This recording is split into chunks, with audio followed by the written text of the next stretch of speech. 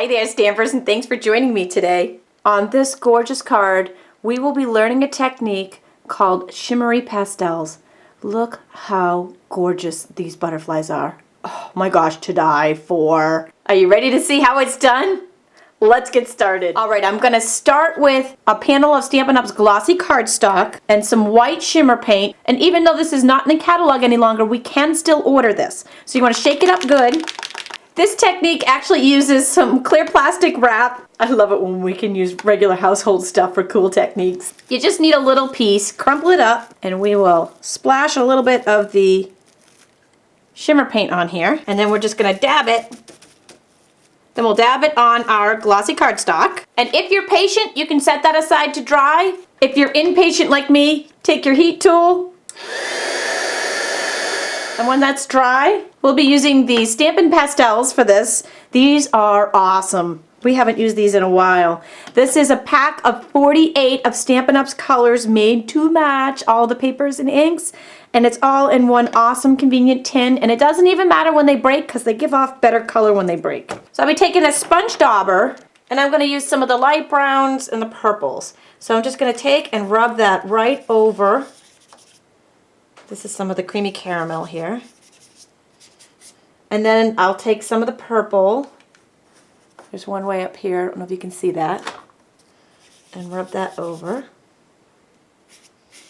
So you can kind of see what that looks like. It is so cool. The next stop is the Beautiful Wings Embosslit that is in the Stampin' Up! Occasions mini catalog. It's a folder. It is so awesome. It says this side down. That means that's the bottom.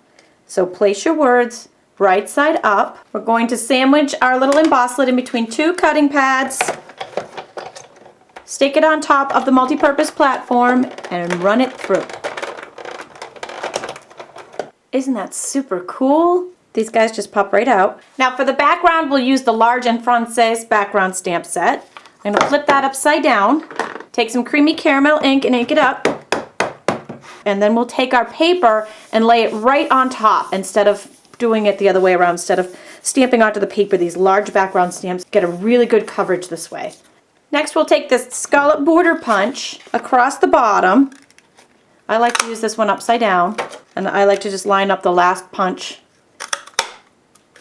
Go all the way across, and then we'll bring that perfect plum back in with the sponge and catch the edges of it to really give it a deep vintage look. So then from another of my vintage favorites, Baroque Motifs, we're going to take this beautiful scroll, ink it up with the perfect plum, and stamp this on the upper right hand corner, intentionally going off the edge. We'll be taking the congratulations stamp from Well Scripted, stamp it right on the bottom left hand side, and then we'll assemble with some snail. We have the white naturals, and then we have a layer of craft naturals on a perfect plum base. Isn't that gorgeous?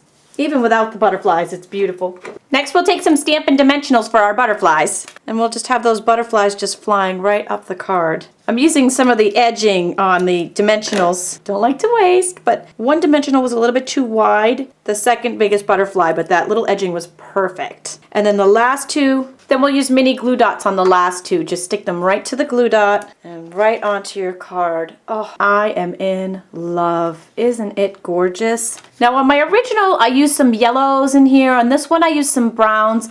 With the pastels, you can use some different colors and get crazy and creative. It is just absolutely beautiful. Thanks for joining me today.